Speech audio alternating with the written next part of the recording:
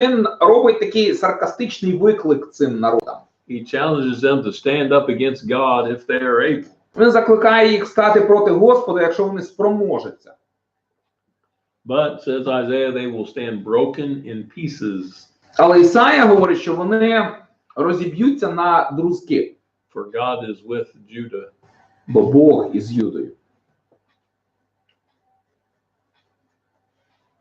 In verses 11 and 12, В віршах 11-12 the prophet is warned not to be influenced by the people.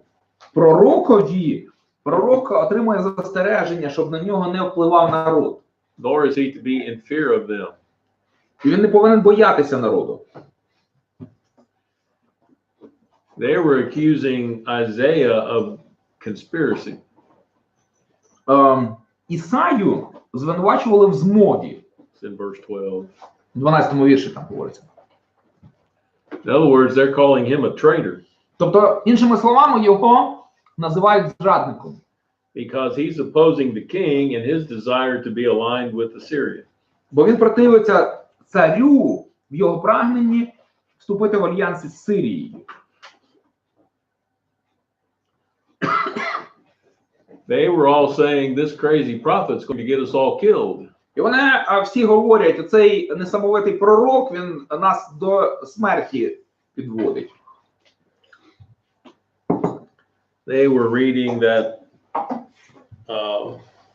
what to them seemed like the wise thing to do, which was to submit to that world power. І в їхніх власних очах правильно було би підкоритися оце такій світовій силі Асирії.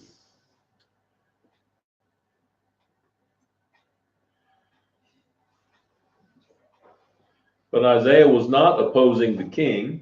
Але Ісая противився не царю, he was opposing the king's unbelief, а царевій невірі and his unfaithfulness towards God. І його невірності Богові. And those two things were taking them down a path to destruction. Бо одне й друге вели царя прямою дорогою до знищення.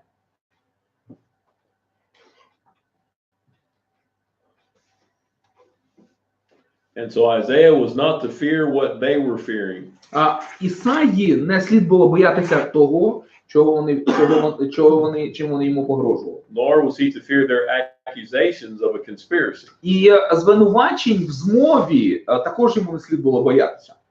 He was to trust God Йому and слід not було man. довіритися Богові, а не людям. He was to fear God Йому слід було боятися Бога, and not man. не людей.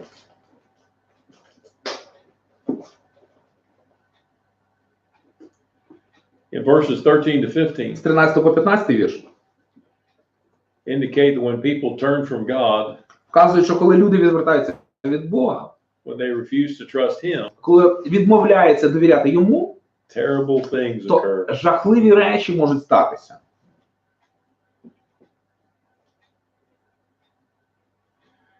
So Isaiah, unable to convince the king and the people Ісая не спроможний переконати людей that і they царя, don't need to fear що їм не слід боятися Israel and Syria. Ізраїля і Сирію. and they do need to worship God, І що їм потрібно поклонятися Богові. it's going to become a serious problem for them. І для них це стане серйозною проблемою. Those who believe God, Ті, хто вірять Богові, He serves as a sanctuary. він для них служить святинею. For those who reject Him, Але ті, хто відкидають, для тих, хто його відкидає, He becomes a stone of stumbling and a rock of offense. він стає каменем спотикання і скелею спокуси.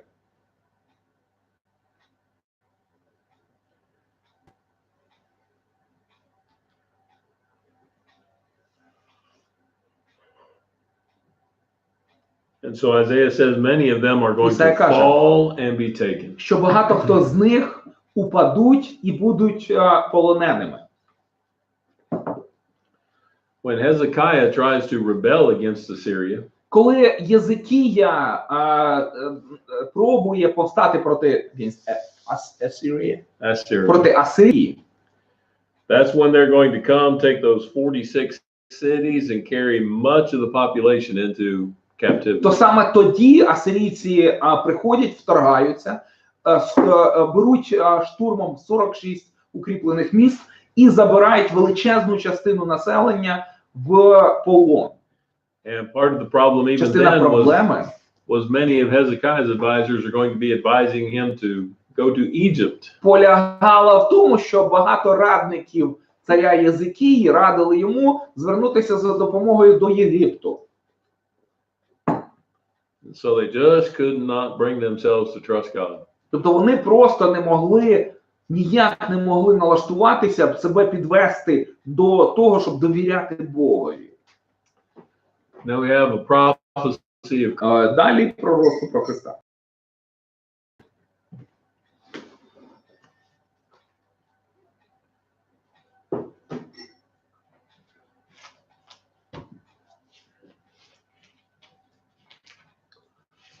Oh, come on.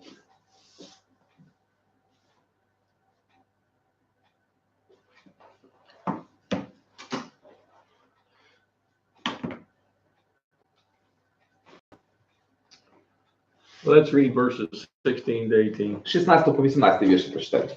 Заложи свидетельство и запечатай откровения при учениках моих. Итак, я надеюсь на Господа, сокрывшего лицо свое от дома Яковлева, и уповаю на Него. Вот и дети, которых мне дал Господь, как указание и предзнаменование в Израиле от Господа Саваофа, живущего на горе Сион. So this becomes a type of Christ. Hebrews chapter 2, verse 13. І це як прообраз Христа. 13 розділ, 13 вірш 2 глави Євреїв. Євреїв 2:13. 2:13, yes. И еще я буду уповать на Него, и еще вот я и дети, которых дал мне Бог. So this is one of those prophetic types. І це знову ж таки один із таких пророчих прообразів. And he's talking about the church in this instance here in Hebrews 2. І в тому контексті в Євреях 2:13 це там говориться про церкву. Back here in Isaiah, А тут у Ісаї when he's talking about the children, коли говорить про дітей, he's talking about his children. безперечно, він говорить про своїх дітей. Remember, they were given names that were prophetic. Їм дані пророчі імена, символічні імена. But the Але Hebrew writer takes it and applies it to Christ and the church. автор послання до євреїв бере це пророцтво і застосовує його до Христа і до церкви.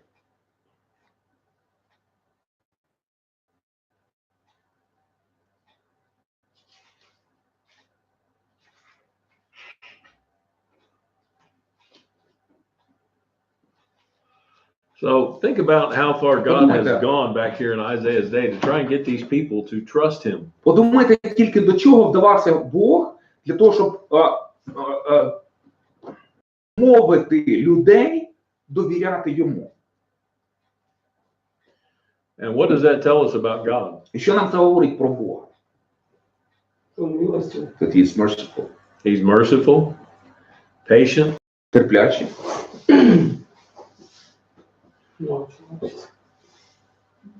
but he also has a limit to his mercy and his Але patience. також є межа його милості і його терпіння.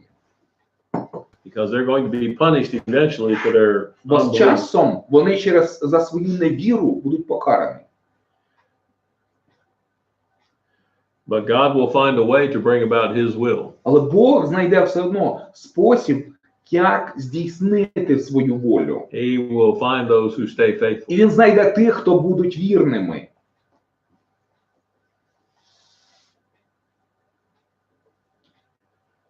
In 19 to 22, З 19 по 22 вірші they are warned to not seek out those with familiar spirits. їх застережено, вони попереджені, що вони не мають шукати духів померлих. Or wizards. Або чародіїв. A few years ago in the United States, it became very popular among some of the elites to consult Кілька років тому в Сполучених Штатах з'явилася така мода серед еліт в суспільстві консультуватися to consult the dead through people that were known as channelers. із душами померлих через людей, яких називали медіумами. For example, one Наприклад, actress одна актриса claimed to have a medium or a channeler that had communications with John the Baptist, стверджувала, що її медіум допомогла їй встановити зв'язок з Іваном Хрестителем. and an Irish pickpocket. And an Irish pickpocket. Yeah. І з одним кишеньковим злодієм із Ірландії, ну, з минулого. Now, I don't know how those two go together at all. Я не знаю, що саме цих двох їй вдалося там знайти. But this is what the woman was claiming was happening. Але ця жінка, так от і було. So it's nothing new. Тому нічого нового в цьому немає. It's been going on for 3,000 years at least, 3000 років таким практикам, як and мінімум. probably much longer. А можливо навіть і більше.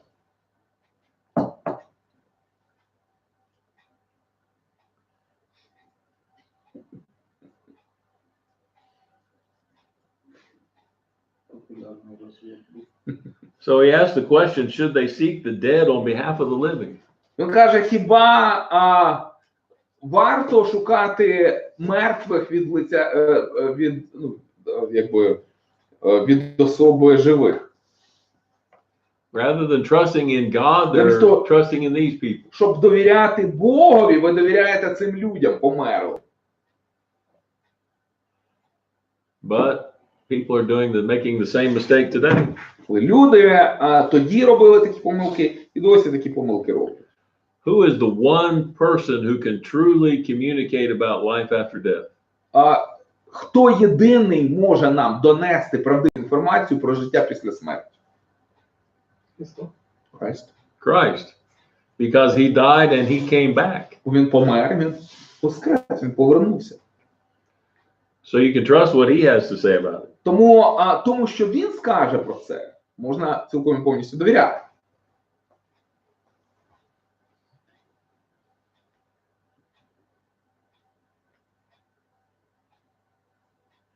And notice there, І зверніть увагу, notice verse 20. 20-й вірш.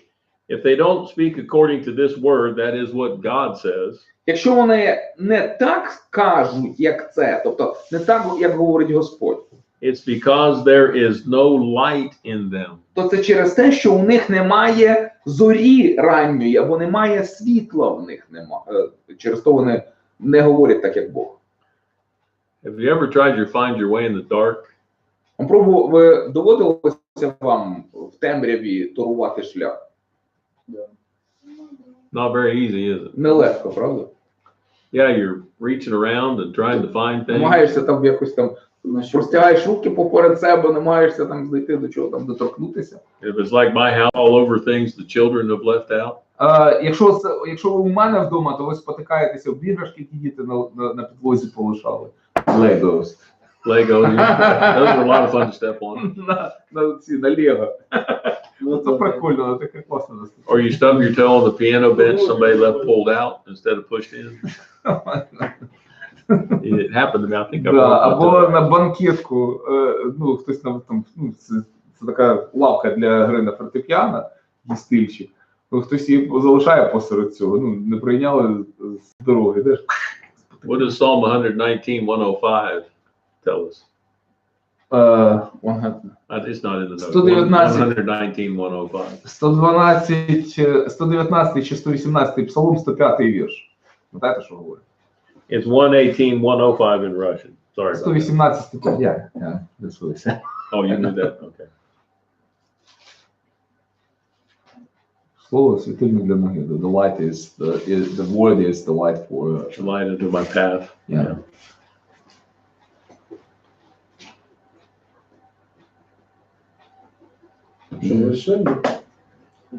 Слово Твое светильник ноге моей и свет стези моей. So if you reject the word of God Якщо ви відкинете Слово Боже for anything else, заради будь-чого, You're like stumbling around in the dark, то це рівнозначно тому, що ти ходиш в повній темряві, спотикаєш. and you're not going to find what you're looking for, І те, що шукаєш, не знайдеш. which is how to travel through this world. How to properly travel through the world. Хоча от саме зі світильником можна належним чином пройти через цей світ, через це життя. So verses 21 and 22, Вірші 21, 22.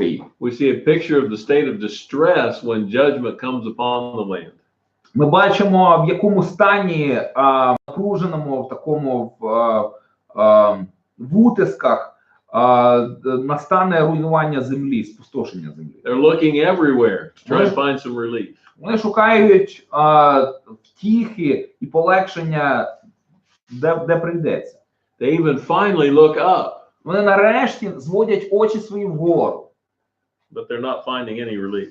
але полегшення їм не буде. And God would say that they have been warned. І Бог їм скаже в тій ситуації, скаже, вас було попереджено. So in chapter 9, В 9 главі we have the Messiah is a light that will shine forth from the darkness. Месія являється світлом, яке сяє в темряві. 9, 1 to 21. З 1 по 21 вірш. In verses 1 to 3, З 1 по 3 вірш we have an amazing prophecy of the Messiah and his reign in Galilee. тут неймовірне пророцтво про Месію і про його правління в Галілеї. It also has some amazing history behind it. В цьому пророцтві цікава історія. Let's read verses 1 to 3. Давайте прочитаємо з 1 по 3 вірш.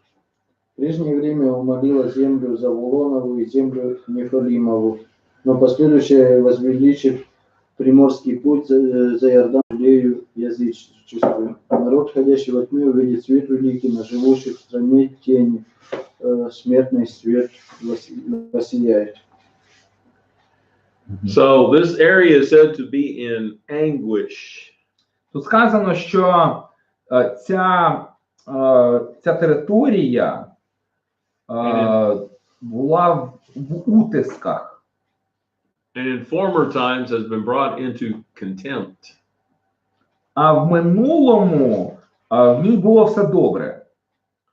It says they live in the shadow of death. Сказано, що вони живуть в долині смертної темряви. Verse 2. В другому вірші. So this area were the first to go into captivity to the Assyrian invasion. Тобто оця місцевість, вона першою потрапить в полон під час асирійського вторгнення. This invasion occurred in 732 BC. В 732 році до Різдва Христова сталося це вторгнення. It's recorded in 2 Kings 15:29. І записано в другій книзі, в четвертій книзі царств 15:29. And 1 Chronicles 5:26. І перший Параліпоменона 5:26.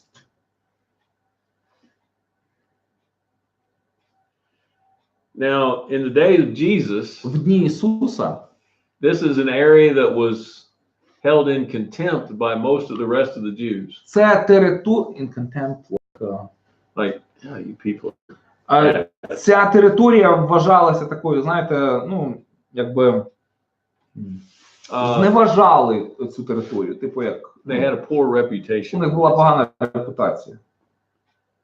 Is there an area of Ukraine where everybody just kind of looks down their nose on them and thinks that folks there aren't very educated and they're kind of backward and У нас foolish? є в Україні така місцевість, в якій там, ну, чи якісь регіони, які там вважають малоосвічений, там, народ там, типу як Галілеї, типу, та що хорошого може. Maybe you don't have that. Може, у вас такого і немає? А может, я никто не знал. Да нет. Слышишь, нету.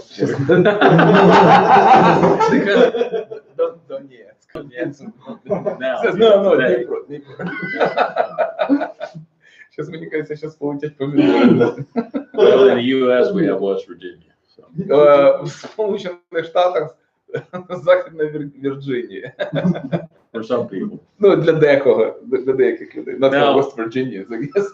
Commentator named Montgomery points out at least 3 reasons why this area was held in such contempt by the Jews. Один з біблійних коментаторів на прізвище Монтгомері, він приводить 3 причини. Ця територія Галілея, чому вона зневажалася євреям?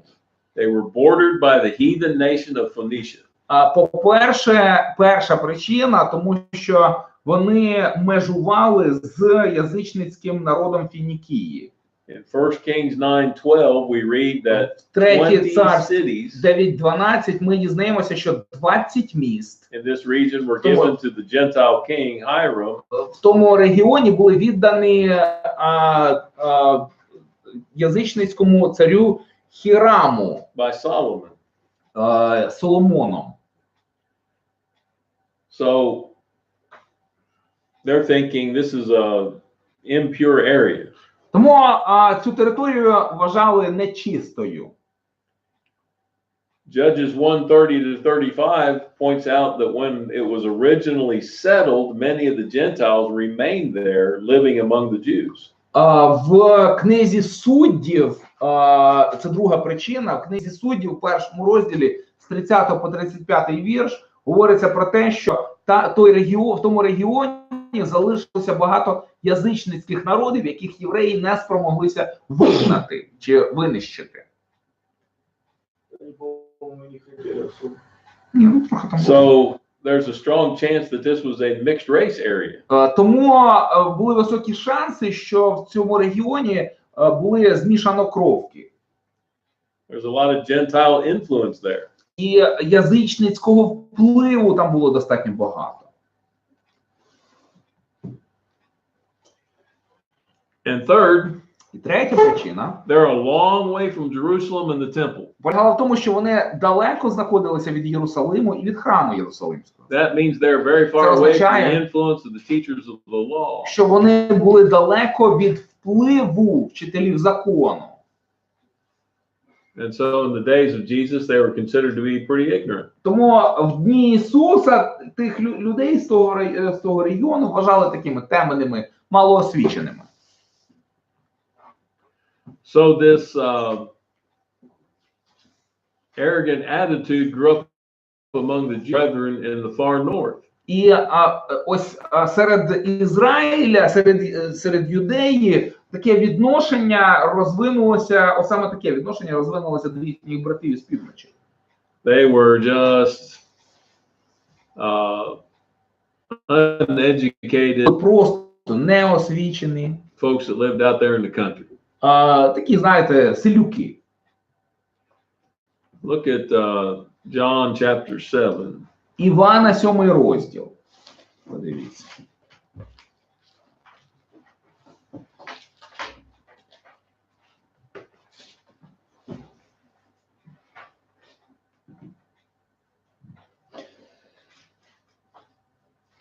I'm sorry, I didn't give you the rest of this verse. Chapter 7, 40-52. 40-52.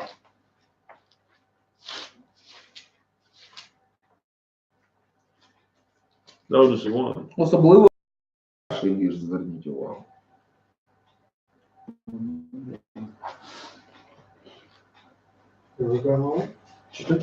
Да, можно. 41. Многие из народа, услышав эти слова, говорили: он точно пророк.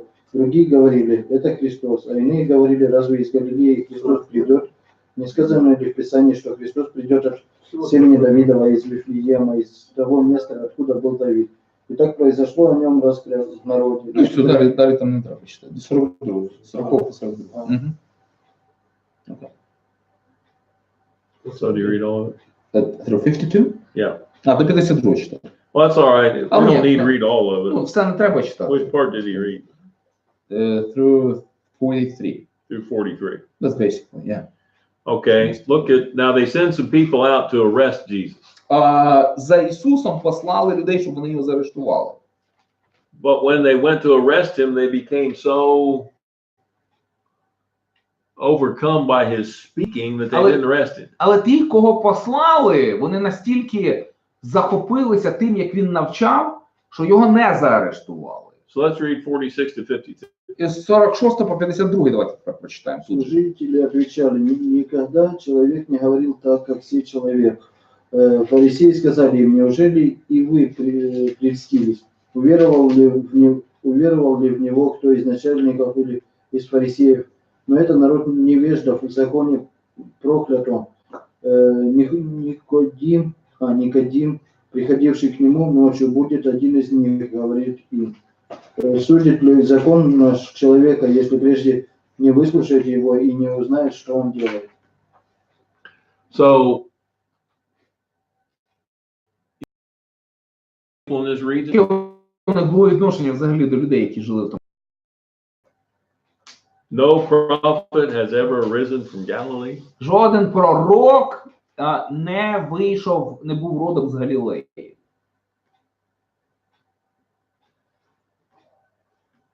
It's not from Galilee. He was not from Galilee.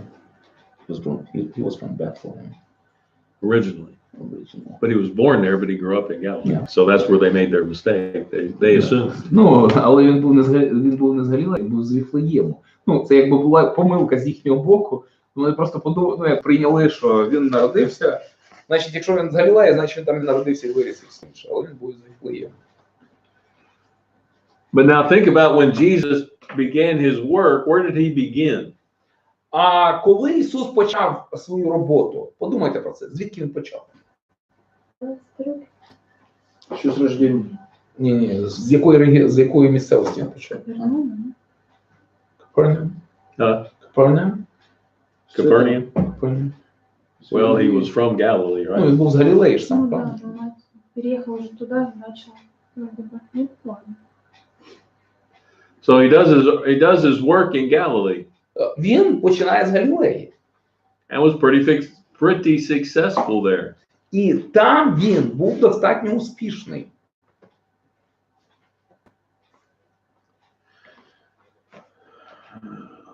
What's this say? And then look at Matthew 12 or 4:12 Матвія to 4, 25. 12-25. We don't have to read all of it, but Все читати не потрібно. in verses 15 and 16, Matthew quotes this passage. У віршах we're looking at from Isaiah. 15-16 Матвій цитує уривок, це місце, яке ми читаємо зараз з вами в Ісаї. It says after he heard John had been put in prison, he went to Galilee. Тут сказано, що як тільки Івана було ув'язнено, то Ісус перейшов у Галілею. And dwelled at Capernaum, which is part of that region. І оселився в Капернаумі, який був частиною того, тієї ж місцевості. And look at verse 25. І 25-й вірш, подивіться. И следовало за ним множество народа из Галилеи и Десятиградия, Иерусалима, Иудеи и из Иордана. And so great multitudes followed him. Сказано, що великий натовп за ним ішов. So Isaiah is prophesying that those in Zebulun and Naphtali would be the first to enjoy the blessings and comfort to come from the Messiah. Ісая ж пророкує, що край Завулонів та Нефталимів буде першим, хто отримає таке благословіння, Месію. They were sitting in darkness. Вони посідали в темряві. A lot of Gentile influence there. Там багато язичницького впливу на них було. Not a lot of assistance from their fellow Jews. І від їхніх братів-євреїв вони не отримали якоїсь великої підтримки чи But допомоги. out of that darkness came the great Але light, з тієї темряви вийшло велике світло. Messiah. Месія.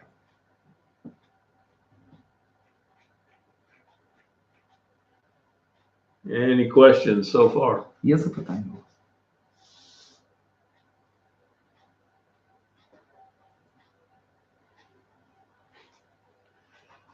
So verses 4 to 7 shows how Messiah's reign will be spiritual. З 4 по 7 вірш говориться про те, як правління Месії, що правління Месія буде духовним. Now in verse 4, there's a reference back to Midian.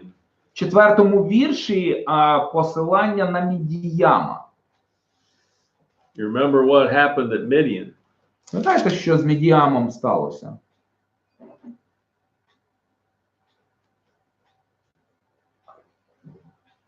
Think way back to the Judges.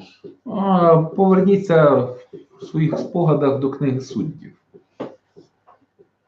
Это не вот этот, что царю говорил, что... еще раз. Медиан. Мідіан. Не могу вспомнить. Который этот... не помощник царя, священник. Gideon. Гедеон, пам'ятаєте? Гедеон з Мідіаном. It's where Gideon delivered them from the Midianites. Гедеон звільнив Ізраїль від руки Мідіян. Judges 7:24 and 25. Судді 7, 24, 25. So God's going to break the bondage of Assyria and Babylon. Бог усуне пригноблення Сирії і Вавилона. But ultimately, the Messiah is going to break the bondage and oppression brought by sin and servitude to Satan. Could you say it again? Але месіанський контекст вказує на те, що врешті-решт буде звільнення від рабства, гріха і звільнення від служіння сатані. Now, when God delivered Israel from Midian, порятував Ізраїль від Мідіян, it was obvious to Gideon who did the delivering. То для Гедеона було очевидним, хто власне. And how it happened. І для всіх, хто звертав на це увагу, це теж було очевидним. How many Israelites defeated the Gibeonites? Скільки ізраїльтян потрібно було для того, щоб знищити Мідіян? 300. 300. Или 300? Или 100, или 300. 300. 300. How many Midianites were there? А Мідіян скільки там було? 30,000? I can't remember. I was just going to say a whole bunch. 40 тисяч. Let's go back to Judges 7 and look. Давайте зараз. Because I honestly can't remember all of Я them. чесно не пам'ятаю. 40 тисяч. Чи більше? 30 тисяч.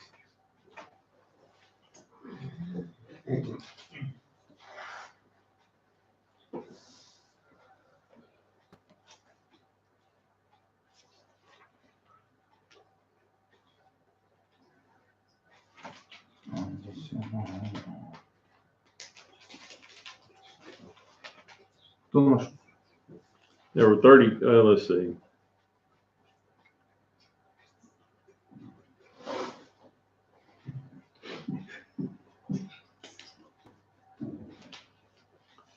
Does it say how many there were? Я нашел, что те было 300, да. Это дедушка косыка.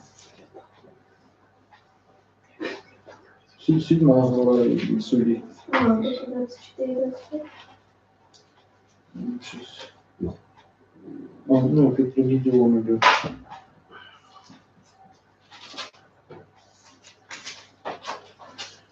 Well, we'll see.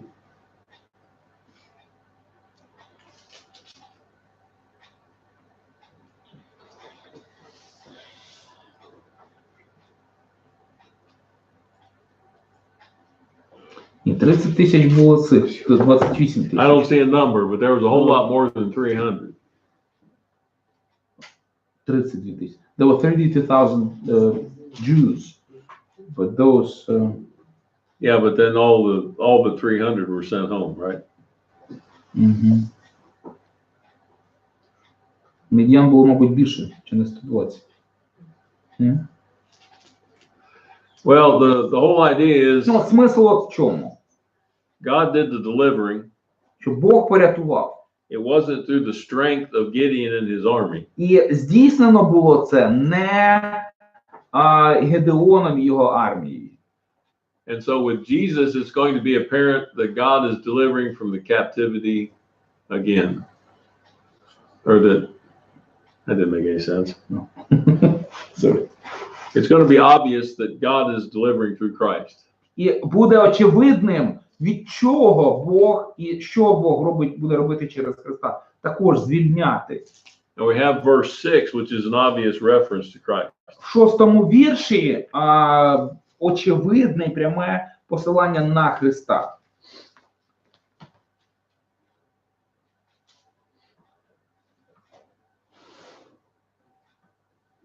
Якщо будете колись Огієнка, там на один вірш з'їжджає. Now, when it talks about his name shall be called, Сказано, що ім'я йому буде названо. let's take a short break. На одну мить давайте перервемося. Take about 5 minutes.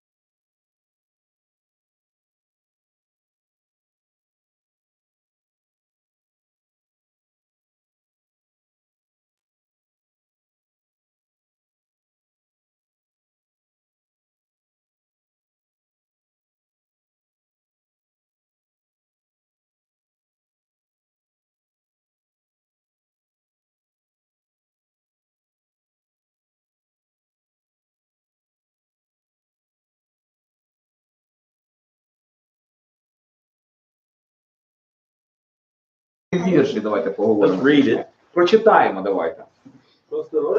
Какой? 9 розділ, 6-7 вірші. Ибо младенец родился нам, сын дан нам владычество на плечах его, и нарекут имя ему чудный, советник, Бог крепкий, Отец вечности, князь мира. Умножению владычества его и мира нет предела на престоле Давида и в царстве его, чтобы ему утвердить его и укрепить его судом и правдой, отныне и навеки. Ревность Господа Саваофа совершит это. So this is a reference to Jesus Це as coming посилання as God in the flesh, на Ісуса, який прийде як Бог во плоті, as a human male child, як хлопчик, дитина людська, son of God, son of David, син Давида, son of God Most син High. Божий, Now it says he is given, Месія. Тут сказано, що він даний буде. John 3:16. Івана 3,16. God so loved the world Так, that бо Бог полюбив he світ, gave що він віддав his only begotten son. свого єдинородного сина. So that's the giving here. Тобто тут оце давання. He came into the world, Він прийшов у світ, lived among men, жив серед людей, died on the cross, помер на хресті, resurrected from the tomb, воскрес із гробниці and ascended into heaven. і вознісся в небесах. So there's great significance in these words: a child is born, a son is given. І є певна цінність в тому, що тут сказано, що народиться, даний буде син. So this is speaking of the Christ who was born of the Virgin, Тут говориться про Христа, народженого від Діви, given in death відданого на смерть, to pay the penalty for the sins of the world. для того, щоб заплатити за гріхи світу. He goes on to say that this government shall be upon his shoulders. Тут сказано також, що панування в нього буде на плечах його. It said that the king would wear upon his shoulder the sign of his authority. Влада на раменах його. Це означає, що він буде царем, посадженим у владу. So Christ alone is the legitimate ruler. Тому Христос сам є легітимним правителем. He's the son of David. Він син Давида. Matthew chapter 1 verse 1. Матвія 1:1. Romans chapter 1 verse 3. Римлян 1:3. He is also the son of God. Він також є сином Божим. Romans 1:4. Римлян 1:4. All of the world is subject to І him. весь світ впокорений йому. Matthew 28. Матвія 28:18. Since his is an eternal kingdom, І оскільки його царство є вічним, he alone is able to bear the government with all of its responsibilities. він єдиний, хто може понести оцей владний титул, беручи на себе всю відповідальність. So when it says it's upon his shoulders, it's not the idea of him carrying it. І сказано, що на раменах його, на плечах його, це не означає, що він їх буде на собі нести. It's the idea of wearing the symbol of authority. Тут скоріше ідея в тому, що він як носить на собі символи влади своєї, ну, тобто якісь регалії. And so we're told his name shall be called. І сказано, що і названо, і кликатимуть йому ім'я. This is Emmanuel, God with us. Еммануїл, Бог з нами. And the world waited 7 centuries for this prophecy to arrive. І світ чекає 7 століть, доки це пророцтво збудеться. That didn't make sense either. For the fulfillment of this prophecy. Mm-hmm. You fixed that for me. Yeah, thank you. No problem. All right, so the first thing he's called is wonderful. Перше, як його звано, дивний. Чудний, да? Demonstrated by his mighty works. І це демонструється його потужними ділами. And his words which caused awe and wonder. І словами, які викликають здивування і страх.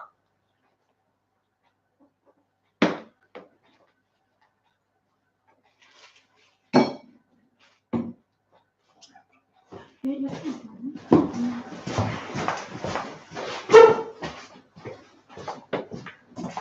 спасибо.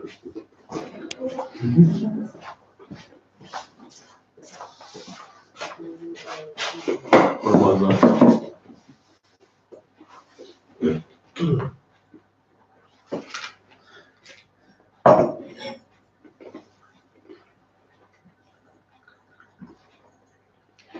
Look at the Acts 2, 22 to 24. Дії 2, 23, 24.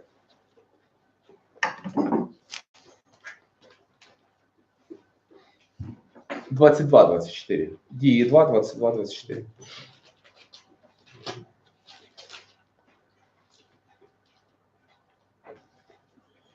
Мужи израильские, выслушайте слова эти. Иисуса Назарея, мужа, свидетельствованного вам от Бога силами и чудесами и знамениями, которыми Бог сотворил через него среди вас, как и сами знаете. Всего по определению совету и предвидению Божьему, преданного в Израиле, прихватили руками беззаконных убили. All right, so he was confirmed by God through these miracles, wonders, and От signs. такими чудесами Бог підтвердив його. Чудесами, ознаками. John 20, 30, and 31. Євангеліє від Івана, 20 розділ, 30-31 вірші. Івана 20, 30-31. Много сотворил Иисус перед учениками своими и других чудес, о которых не написано в книге этой. Это же написано, чтобы вы уверовали, что Иисус есть Христос, Сын Божий, и веруя, имели жизнь во имя Его. Now, some people believe that this word should be connected with the next one, which is counselor. Деякі люди стверджують, що оце поєднане із, це має відношення до його другого імені, порадник. But that would make wonderful an adjective.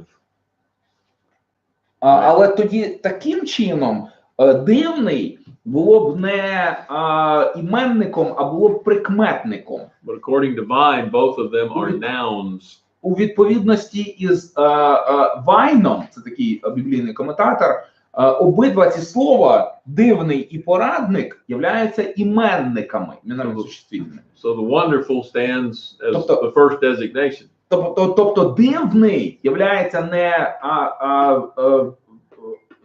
тим, що описує порадника, а це перше ім'я, чи перше описуюче таке ім'я його. All right, next is counselor. Наступне порадник. In him dwells the treasures of knowledge, wisdom, and perfection. В ньому перебуває багатство мудрості, знання і досконалості.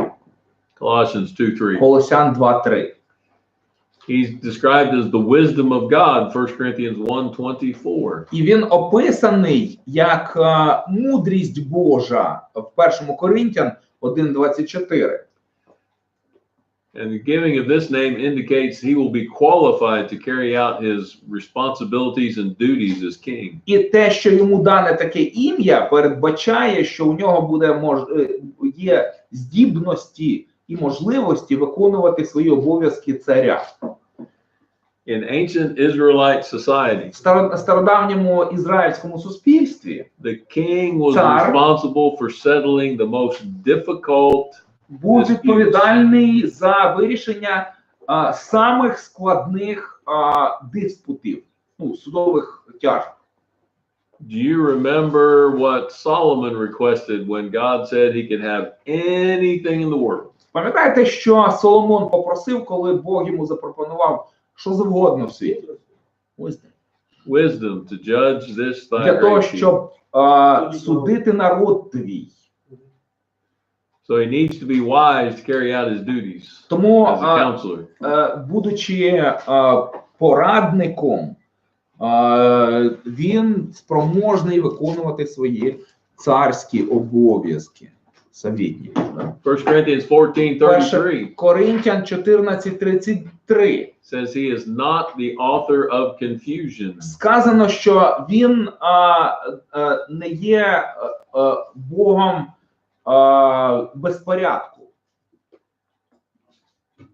Yet the majority of people that are considered worldly counselors just contribute to the confusion. Most considered counselors by the world just add to this confusion. Коли говорять там про порадників там, ну, в світі, от, загально прийнято, що чим більше порадників, тим більше ти заплутаєшся взагалі.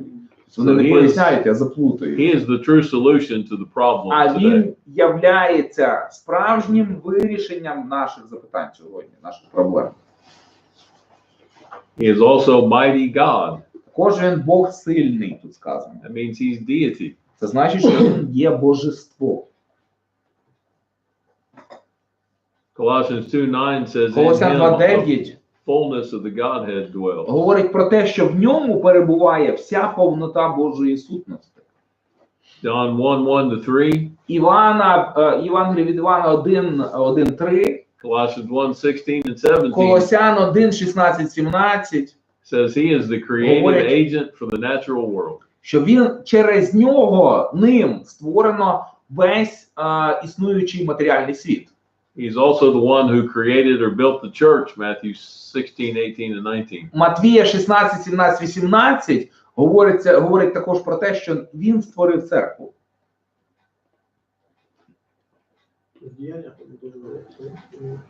And he was able to conquer the forces of Satan. І що він спроможний подолати силу сатани.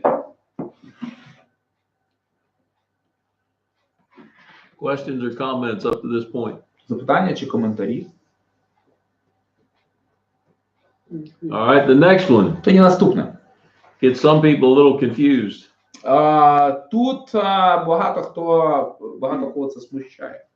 I need to make sure it says the same in Russian, I guess. Everlasting Father. Отець вічності. У вас як сказано? Отець вічності. Yeah. Okay. Father of eternity. Father of eternity. Yeah. Okay. So that makes people ask, well, if this is Jesus, how can he be the Father? І люди на це реагують ось так. Якщо тут говориться про Ісуса, то як він може бути отцем вічності? This is a Hebrew idiom. Це ж являється, цей вислів є єврейською ідіомою, Which expresses Яка- his eternal existence. яка описує його вічну сутність. So the basic reference here is to the concept of Вічне time. існування. Тому тут посилання на концепцію часу, часових рамок. And it emphasizes his continuous existence. І наголошує на його тривалу, вічне існування. You can add Hebrews 13:8 Євреям 13:8 можете сюди to додати. John також. 1:1-3 about this point. І також Івана 1:1-3, знову ж таки, і до цього пункту також. Revelation 21:8 says he's the Alpha and the Omega, the beginning and the end. У об'явлення 21:8 говорить про те, що він є альфа і омега, початок і кінець. And he's the Prince of Peace. І він, також сказано, що він званий князем миру. He came preaching peace. Він прийшов, проповідуючи мир. Ephesians 2:17. Ефесян 2:17. The gospel is the gospel of peace. Євангеліє є Євангелією миру. His ministers are to preach peace. І служителі його мають проповідувати мир. His kingdom is a Його kingdom of peace. царство є царством миру. The citizens of the kingdom are to be peacemakers. І громадяни царства Божого мають бути миротворцями. Matthew 5:9. Матвія 5:9. It's because of Christ that we can have peace with the Father, Romans 5:1. І саме завдяки Христу ми можемо мати мир з Отцем. Римлян Romans 5:1. 5:1. Римлян 5:1. peace with one another, Hebrews 12:14. Євреям 12:14 говорять про те, що ми можемо завдяки йому мати мир один з одним. And inner peace, І Philippians 4:7. також внутрішній мир, Филип'янам 4:7.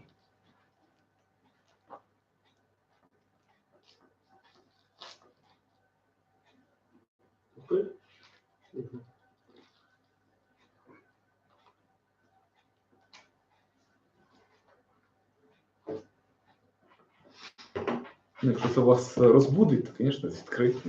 In verse 7, У 7 вірші, speaking about the increase of his government and peace.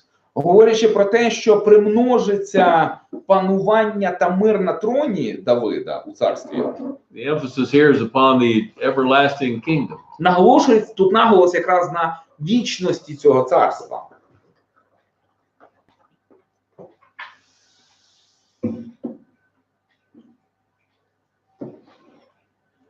He sits upon the throne of David. Він посідає престол Давида.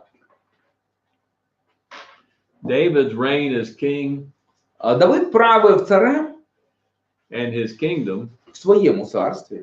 are used here to І as оцей, the earthly ideal of the spiritual reign and throne of і God. цей образ використовується тут як духовна ілюстрація, така ідилія, яка пануватиме в царстві Божому. In 2 Samuel 7:16, В другій книзі Царств 17:16, God promised David that his house, 7:16, Бог обіцяє Давидові і дому його, his kingdom and his throne would be що established царство його forever. і престол його навіки. And when he speaks of the throne of David, І коли говорить про престол Давида тут він, he's not speaking about a literal throne in то Jerusalem. він має на увазі не буквальний безпосередньо в Єрусалимі трон, престол. Look at Luke 1:31. Луки 1:31 подивіться.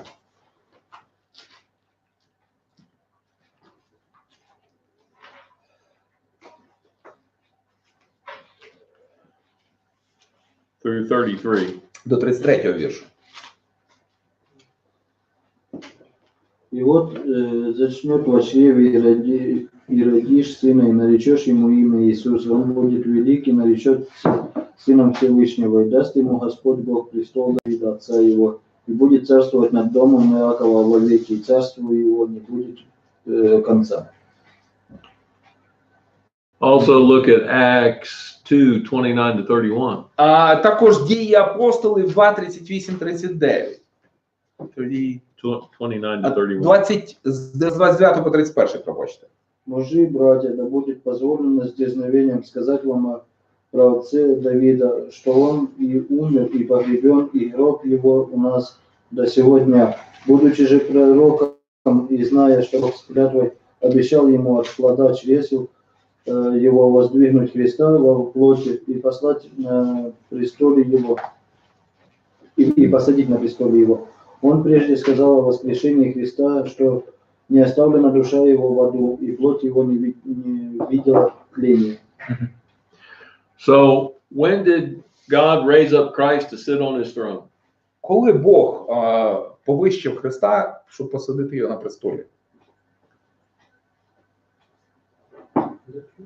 According to Acts 2. У відповідності з другим розділом дій апостолів. When he rose from the dead.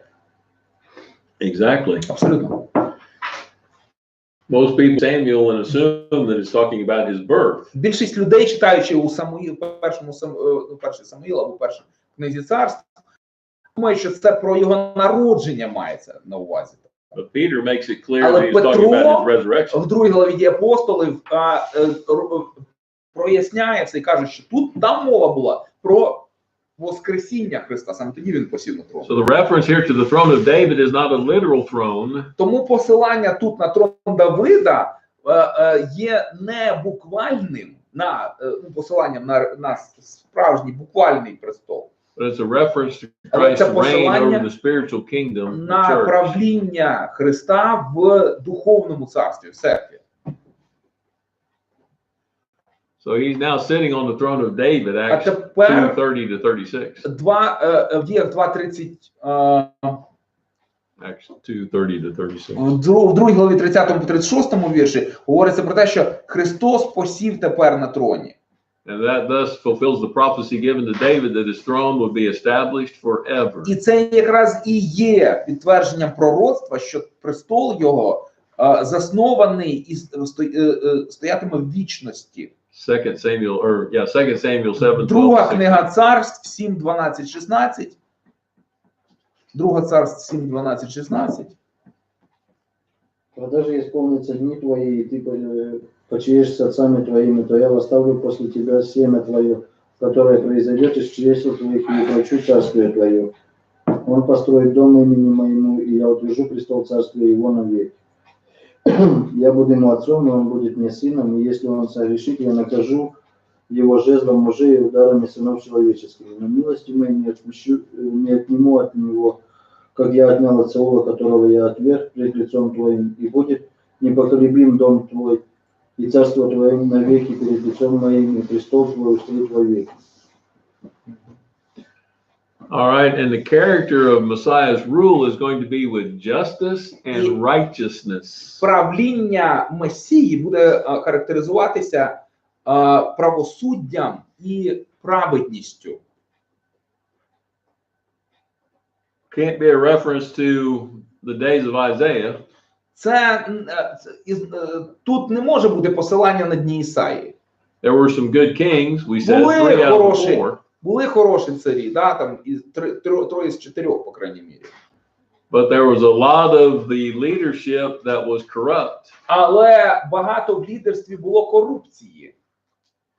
And the prophets were busy exposing that corruption. І у пророків було чимало роботи для того, щоб виявляти ту зіпсованість лідерства. Look at Micah chapter 2, Михея 2, подивіться. verses 9 to 11. 9-11. Now, Micah is a contemporary of Isaiah. Михей є сучасником пророка Ісаї. We know that from chapter 1, verse 1. З першої глави, з першого вірша ми знаємо. Ми про це He знаємо. started a little bit later than Isaiah. Почав він пророкувати трішки пізніше, ніж Ісая. What's he saying, verses 9 to 11?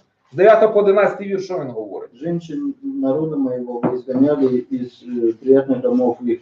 У детей их вы навсегда отнимали украшение мое. Встаньте и уходите, ибо страна это не есть место покоя. За нечистоту она будет разорена, и притом жестоким разорением. Если бы какой-либо ветреник выдумал ложь и сказал, я буду проповедовать тебе о вине и секире, то он и был бы угоден проповедником для этого народа.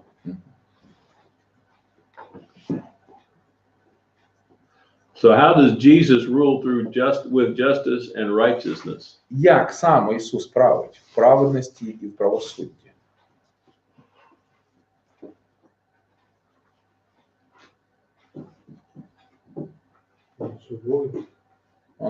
Любовью правит. With love. Hmm? With love. With love? Okay. Ну, как What's love have to do with justice and А righteousness? любов, да. Милосердя і праведності, що має відношення.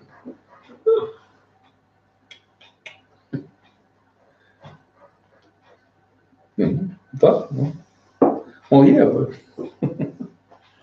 What does justice demand? А що вимагає правосуддя? Соблюдение закона. The need to follow the law, the rules. Right, you need to follow the rules. Now, what does righteousness mean? Праведність що означає? Not sinning. I'm not sure that's quite right. Ну, я не впевнений, що саме це. Не соблюдение закона? Праведність. Ну, правильно, соблюдение закона. Keeping the law. Well, I think righteousness is more just having a right relationship with God. Ну, я думаю, що праведність більше стосується правильних стосунків з Богом. Так? Ну, да. What did Jesus do for us? Що Ісус зробив для нас? A lot of things I know. Багато що, я знаю. Wasn't a very good question. Запитання не дуже, може, таке Он был конкретне. во всем угоден Отцу, поэтому его отношения He was- достигли совершенства. Именно He того, что was Бог pleasing to разделяет. God in everything, that's why he reached perfection. Right? And because of what he did and who he was, І оскільки він був тим, ким він був, і робив те, що він робив, we have the у opportunity to нас stand before з'явилася God можливість стояти перед Богом, justified, виправданими правосуддям. which means justice is served, right? Це значить, що здійснилося правосуддя, якщо ми виправдані. Так? And we read that he is our righteousness. І ми читаємо, що Він наша праведність, Христос. So we can stand in a right relationship ми with God because of можемо our бути relationship with him. В належних стосунках з Богом, because he makes us righteous. тобто нас Христос робить праведними, не завдяки нам самим. So А through Христос him робить we can stand before God. завдяки Right? Йому, через Нього ми можемо стояти перед Богом в праведності. Look at let's see. I think I know the passage I want here.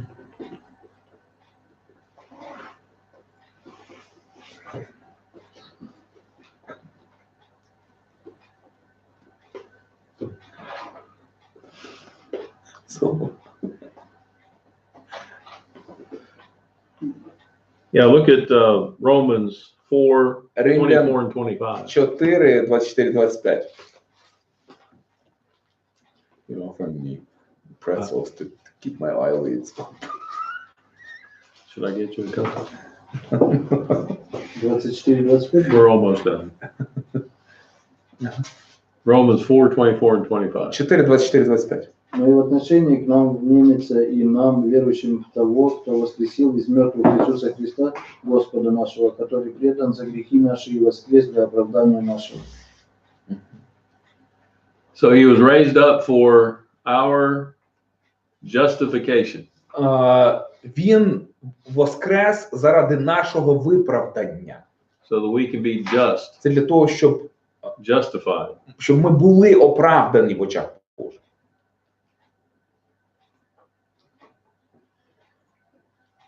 And we're told that the zeal of God will perform this. Нам сказано, що Божа ревність це здійснила. Simply means that God's intense will and purpose will bring to bear what he wants to accomplish. Це значить, що Божий задум, Божа цілеспрямованість здійснює те, що він задумав. Jesus said even the gates of hell could not prevent its establishment. Ісус каже, що навіть ворота аду не зможуть утримати церкву від заснування. That would be death and the grave. І це якраз і вказує на смерть і погребіння його, ці ворота аду. Which is Hades, I don't know. Yeah. Okay. All right, questions or comments about that? Є у вас запитання або коментарі по цьому? We're good? Все в порядку? Everybody still awake? Ви ще спите чи не спите? Mostly?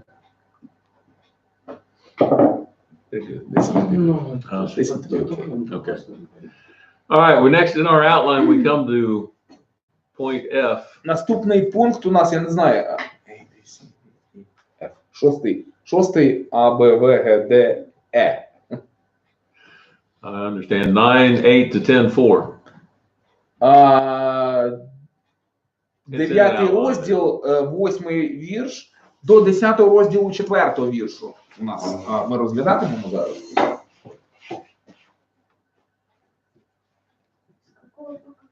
Дев'ята глава, 8 вірш, по 10 главу 4 вірш. Це, подивіться, це підпункт у вас по... Указание надменной Самарии. Сейчас.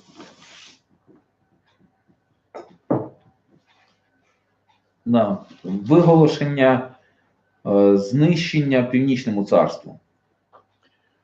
So in chapter 9, verse 8, З 9 розділу 8 віршу through the end of the chapter, до кінця глави, verse 21, до 21 віршу, he speaks about the punishment of Samaria. він говорить про покарання на Самарію. They've been arrogant, verse 9. 5 вірш говорить про те, що вони були пихаті. Say, yeah, we've got some problems, but we'll just rebuild. Вони типу, ну у нас є тут деякі проблеми, але ми відбудуємося. We lost some trees, so we'll just plant new ones. У нас дерева повикорчовували, ну ми нових понасаджуємо. But God's going to send adversaries against him. Але Бог поставить ворога проти них. And notice again that statement in verse 12, for all this his anger is not turned away. І зверніть увагу, в 12 вірші сказано, що при цьому всьому гнів його не відвернувся від них. And the reason his anger is not turned away І причина, чому його гнів не відвернувся від них, is verse 13. в 13 вірші. Because they refuse Бо вони відмовилися to seek God шукати Бога. even when he strikes them. Навіть тоді, коли він їх вражав такими нещастями. So God's just going to cut them off. Тому Бог їх відріже, відрубає. And then you have a listing of all the different потім- positions of leadership among the people. А потім перелічуються далі такі лідерські позиції серед народу.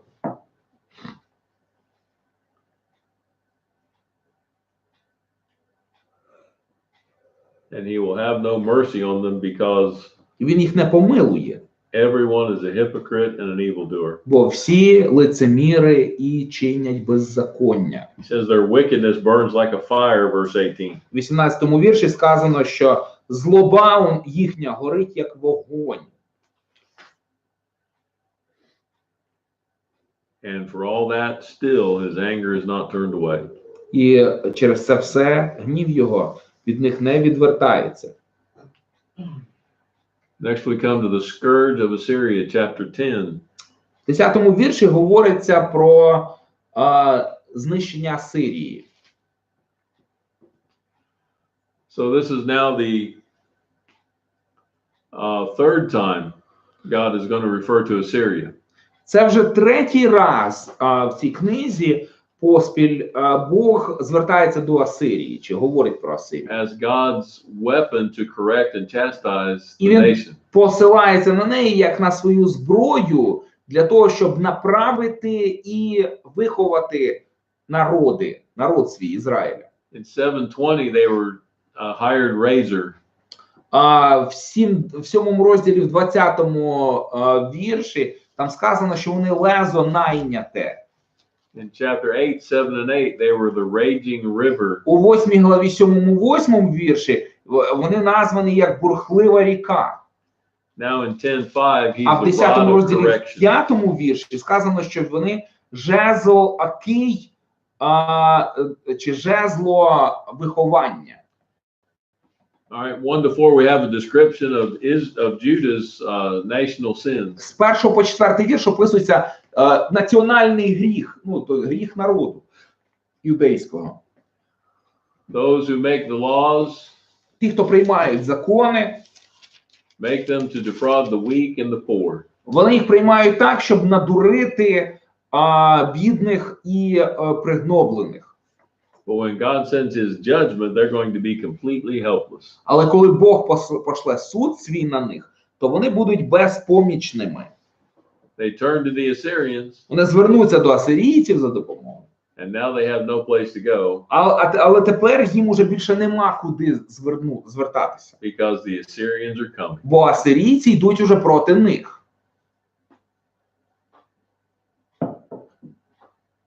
Verses 5 to 15 Вірші з 5 до 15 introduces the Assyrians, представляють нам самих асирійців. which will be God's rod to execute his wrath. Це такий кий в Божих руках, який буде здійснювати гнів його на народ. Now, Assyria does not realize that they are being used by God. Асирія не усвідомлює, що Бог її використовує. Instead, they boast as Замість though цього- they are conquering all on their own strength. Вони думають, що це вони своєю власною силою всі ці перемоги здобувають.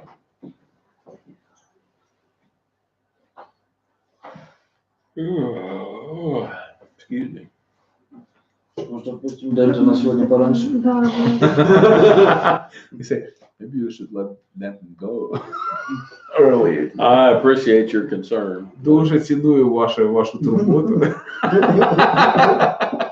Все для него. А вірші теж завтра він буде розказувати. Will he have to do the memory work tomorrow too? Next tomorrow. All right, we have God's indignation against his people as expressed through the Assyrians. This is part of 5 to 15. З 5 по 15 вірш, що Бог не годує своїм народом, да, от він обурений своїм народом, і він висловлює це через Асирію. That's verse 5. 5 вірш. Now, Assyria's intentions were far different from the divine intention. Але наміри самої Асирії зовсім відрізняються від намірів Бога. Nebuchadnezzar is going to learn this lesson in chapter 5 of Daniel. Книзі Даниїла в 5 главі ми дізнаємося, що Навуходоносор зрозумів, наскільки відрізняються їхні наміри. God rules in the kingdoms of men, Бог править царствами людськими, giving it to whomsoever he will. і він призначає їх в руку тих, кому він побажає.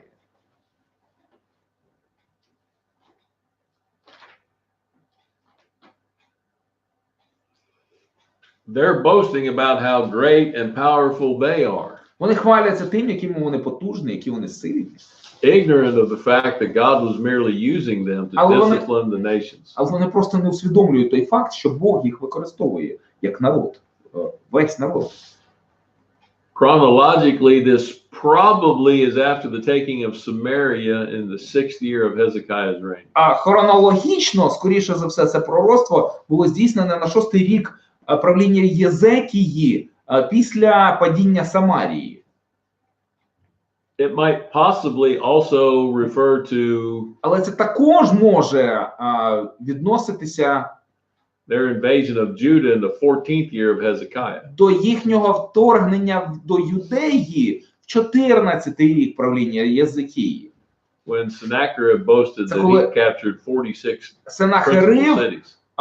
хвалився тим, що захопив 46 укріплених міст. And Micah writes about that time in Micah chapter 1. Михей теж пророкує в той же час, і про це дізнаємося в першому розділі, першому вірші. Now in verses 8 to 11, В віршах з 8 по 11 we learn that Syria thinks дізнаємося, що Jerusalem is just another city. Сирія розглядає Єрусалим, як Асирія розглядає Єрусалим, як просто, Judah is подумаєш, just another nation, ще одне місто, подумаєш, ще один народ. and they refer to God as just another idol. І вони зважають на Бога, що він, ще один із божків, із ідолів. All based on their pride. Але це все через їхню гординю. Again, we Знову want to ж, do an interesting study. можна тут здійснити цікаве дослідження. Go through the Old Testament Зверніться до Старого Заповіту. and find all the times І that знайдіть- God demonstrated that he is not like the idol God. І знайдіть твердження, в яких Бог говорить, що він не такий, як інші божки. When Shadrach, Meshach, Коли and Abednego Шадрах, Мешах і Авденаго, survived коли вони that fire, вижили в тій in the вогненній печі, why did they survive? то чому вони вижили? Ну, Бог спас. Because God saved them. Right. Так. But why did God feel the need to demonstrate Але that? чому Бог відчував необхідність от саме тоді продемонструвати це? Чтобы ориентировал этот Навуходоносор. Ну, чтобы он понял. силу Бога. Nebuchadnezzar to actually get to understand, see. Because Nebuchadnezzar made the Nabucodonosor. statement, А Навуходоносор заявив, Who is the God that can save you out of my hand? Він сказав, що який Бог взагалі може вас порятувати від руки моєї? Nebuchadnezzar found out. Навуходоносор дізнався, який. Ну, да, когда. Какой сейчас? Это еще превратился. In verses 12 to 15, we learn that after God uses Assyria, А потім ми дізнаємося, що після того, як Бог використав Асирію, he's going to throw them away. а використає їх, він їх викине. So when they perform their purpose, Тобто, коли вони виконують своє призначення, they're done. з ними покінчено буде. They'll be out of the way. І Бог прибере їх зі шляху свого. 13 to 14, Вірші 13-14 Он говорит, vividly describes the boasting of the Assyrians. яскраво описують, як вихваляються асирійці.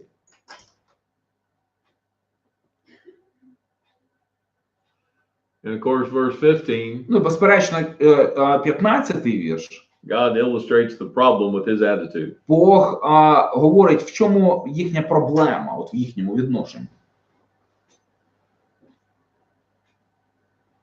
The axe is not greater than the man who works it, Сокира не більша від того, хто нею працює. or the saw greater than the one who's using it to do the І sawing. пилка не вища, не краща за того, хто нею орудує. So the lesson is this: Тому ось в чому урок. whatever a nation accomplishes, Чого б не досягав народ, God is ultimately responsible. Бог стоїть за цим всім, врешті-решт. He has a purpose for allowing them to do what they've done. У нього є певна ціль в тому, що він дозволяє їм робити те, що вони роблять. And so in 16 to 19, he describes their 16 по coming doom 19 він as a forest nearly almost entirely consumed by a fire. Він описує їхній кінець, що вони як ліс, майже повністю охоплений вогнем. He's going to send leanness on the fat ones, or thinness, В 16-му вірші verse 16. він каже, що він пошле сухорлявість на ситих його. That's a reference to the consuming that God is going to send on the Assyrians. І це посилання на те, наскільки вони будуть пожерті, асирійці. And it's going to be God's doing. It's the light of the Holy One of Israel. І це Божа рука буде над ними, Божа справа це буде, бо це святий Ізраїля їх пожере. And the destruction will be so complete that a child can count what's left. І знищення буде настільки повним, що навіть маленька дитина зможе перерахувати те, що лишилося.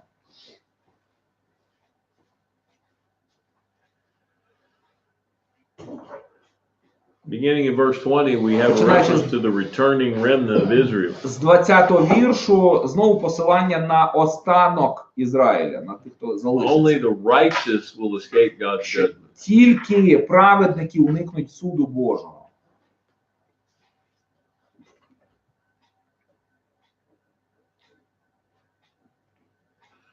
Now, Paul refers to this passage in Romans 9:26, В Римлян 9:27, Римлян 9:27 апостол Павло посилається and 11:26. на цей самий уривок, і в 11:26 також.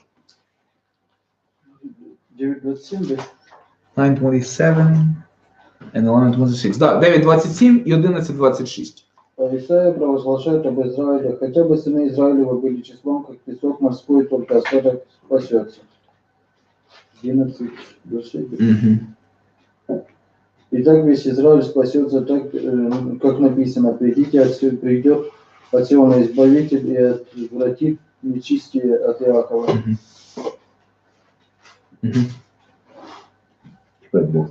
Okay.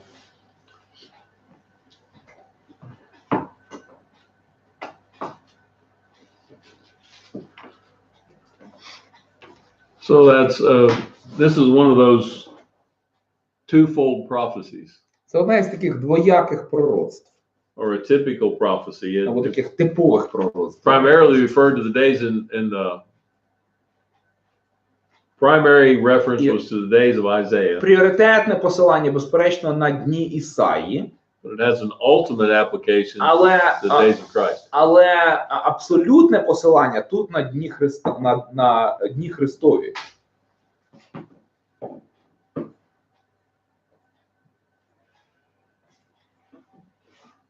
So 24 to 27, Jerusalem is 24-27. encouraged. Єрусалим отримує підбадьорення. They need to trust God Вони and take повинні, comfort in that trust in God. довіряти Богові і бути впевненими, довіряючи Богові. Because the Assyrians are Бо going to асирійці, prevail for just a little while. Вони домінуватимуть лише короткий проміжок часу. Then God's going to stir up the scourge of the Babylonians А and destroy the потім, Assyrians. потім Бог запалить Вавилон проти Асирії, і Вавилон прийде і знищить їх. And the yoke of Assyria will be broken, much like Gideon's victory over the Midianites. І ярмо Асирії буде зламане, подібно тому, як було зламане ярмо Мідіян за днів Гедеона. So then Isaiah describes the advance of the Assyrians. І далі Ісая описує підхід наступаючих асирійців Toward Jerusalem in verses 28 на to 34. Єрусалим, починаючи з віршах з 28 по 34. З 28 по 3 по 34. 3 and 4. 28 to 34, chapter 10. З 28 по 34. I've repeated these notes in here somehow. Sorry about that. I thought I fixed it. So I have to fix it again.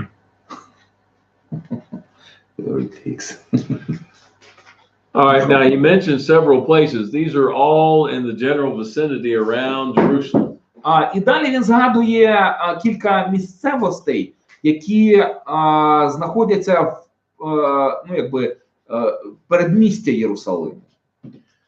But in verse 33, У вірші 33-му God says he's going to cut the Assyrians off, Бог каже, що він cutting down a forest. відітне Асирію, подібно тому, як відтинаються гілки.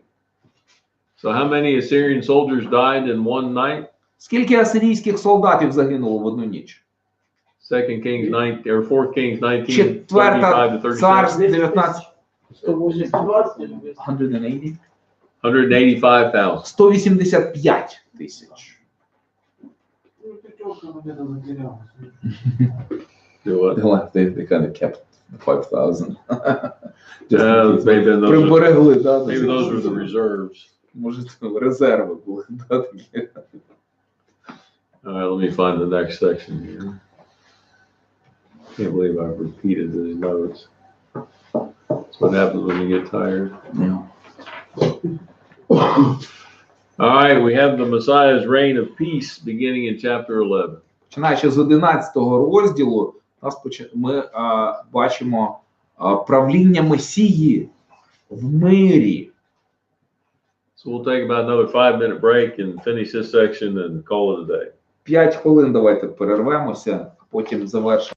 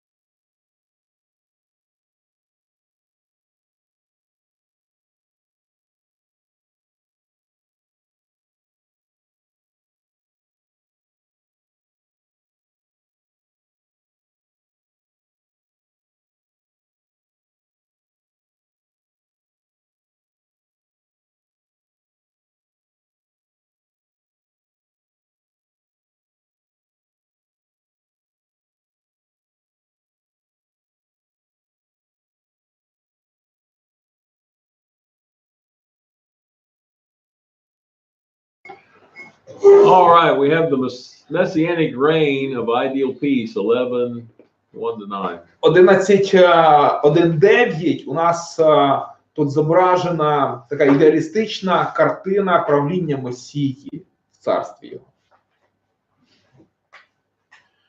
So from the apparently dried up or destroyed house of David. І з майже знищеного, з висушеного дому Давидового One will arise whose kingdom will be different from any kingdom before it. постане той, чиє царство буде іншим, ніж будь-які царства раніше. So there's going to be a shoot come up. Пробачте. І виросте пагінчик, Upon whom the Spirit of the Lord will come. на якому спочине Дух Господній. So he's now talking about spiritual Israel, about Christ. І тут він говорить уже про духовний Ізраїль, про Христа. Revelation 5:5, Об'явлення 5.5, 22:16, 22.16 and 6:12. і 6.12. Or Zechariah 6:12. Захарії 6.12. Запишіть, можете, якщо хочете. Об'явлення 5.5, 22.16 і Захарії 6.12. So he's representing the nation like a tree that's been cut off. Він представляє тут народ як дерево зрізане, ну, пеньок. Like some I've noticed walking the streets, there's some stumps where the trees Да, are ну. cut off. Я от по вулиці йшов і бачив, тут багато у вас цих дерев низько зрізаних. Have you ever seen a tree cut down like that and then a little?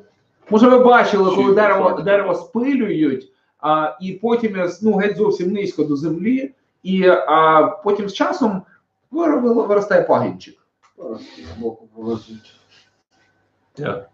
So that's the figure he's using here. І тут от така образність і тут ним використовується. Now, when that shoot first comes up, is it a big, strong tree? Коли цей паросток виростає, він зразу стає великим сильним деревом?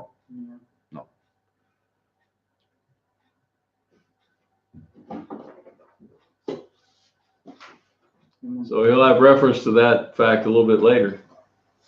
Verse 3 Вірш 3. contrasts false judgment with true judgment. Тут контрастує правдивий суд із судом неправедним. He's not going to judge based on appearances І судить він уже не по зовнішності, or how things seem to be, не по тому, як здається, but he's going to judge with righteousness. але він судитиме в праведності. How do you judge with righteousness? Як в праведності судити?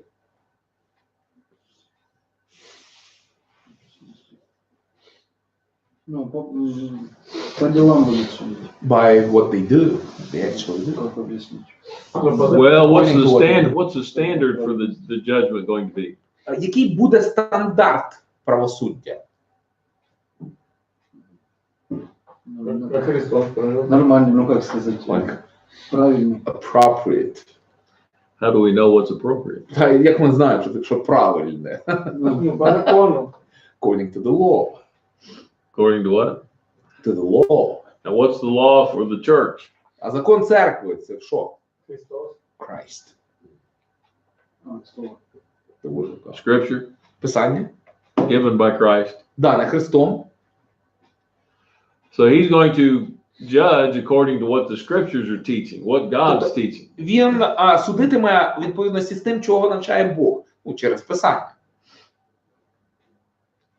So his word, verse 4, Слово його, 4-й вірш, will be the means of saving буде на порятунок and destroying. і на знищення.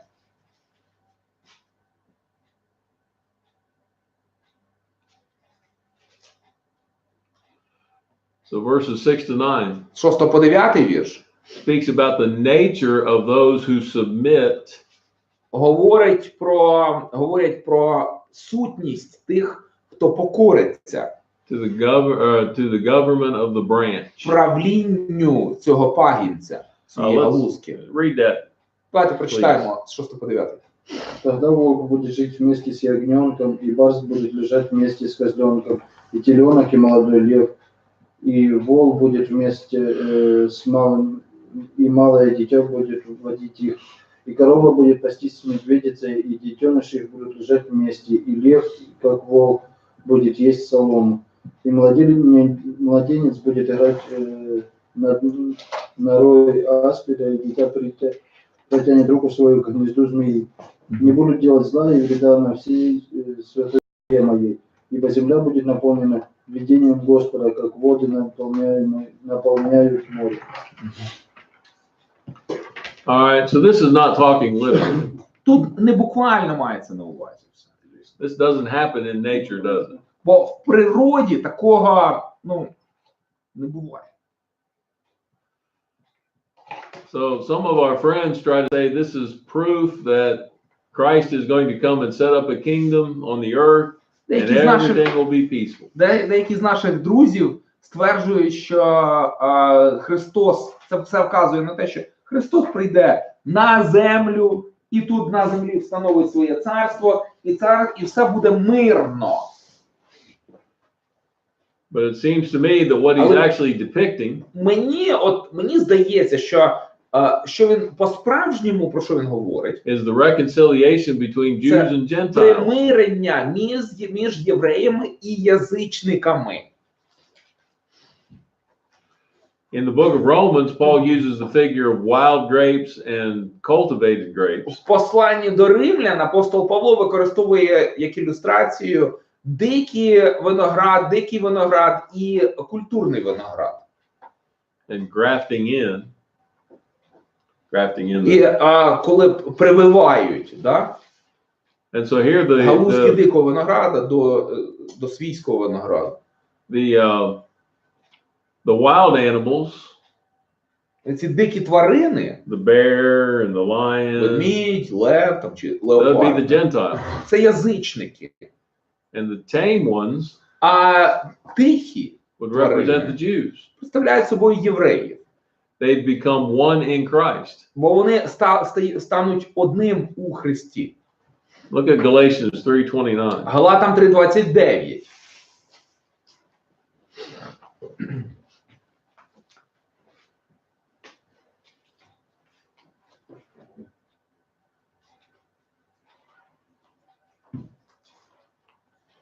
Uh, 28 and 29. 28-29.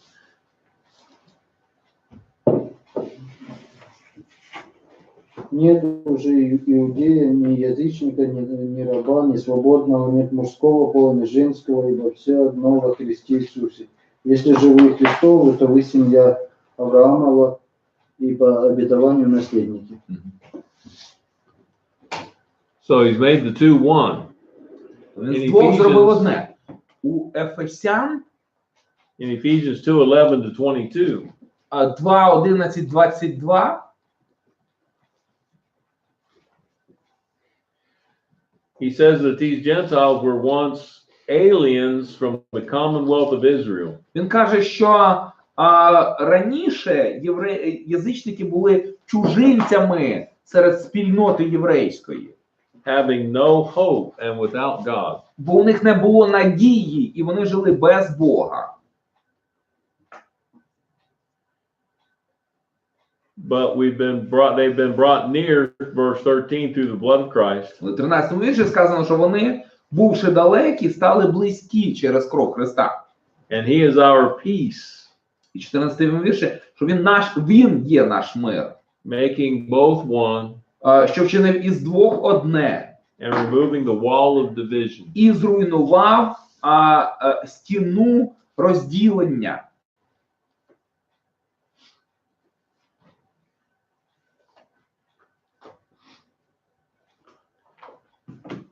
Do you have much problem with premillennialism here? У вас тут проблема з преміленіалізмом є? You know what Знаєте, що таке premillennialism is? преміленіалізм? Ты русскими Тисячолітнє царство. Ні, ну це термін такий, у нас дуже він фігурує. Вчення про тисячолітнє царство. У нас нет. Где? А что есть? Де у вас нет? Ну, у нас нет. А что есть? где-то? Ні, ну взагалі в культурі є. А, ну, In the я culture, думал, yeah, имеет в виду, because что у нас есть We проблемы have, с этим? especially in the non-Orthodox religious Christianity, there's a great influence of like every word. Orthodox teaches pretty well. No, Orthodox does not. Oh. But Baptists, which are very, very dominant in Protestant world, Okay. and Seventh-day Adventists, of course, and Jehovah's Witnesses, and Pentecostals, they all talk about. У нас, по суті, якщо взяти там не православний такий релігійний світ, ну, християнство не православне, да? То, наприклад, баптисти і харизмати, адвентисти сьомого дня, свідки Єгови, вони всі говорять про тисячолітнє царство як об'єктивну реальність, на їхню думку. Тобто вплив є, вплив сильний є. Well, this is one of their favorite passages. Оце оцих преміленіалістів улюблений уривок. But it doesn't teach what they say it teaches. Але справді він не навчає того, про що вони говорять.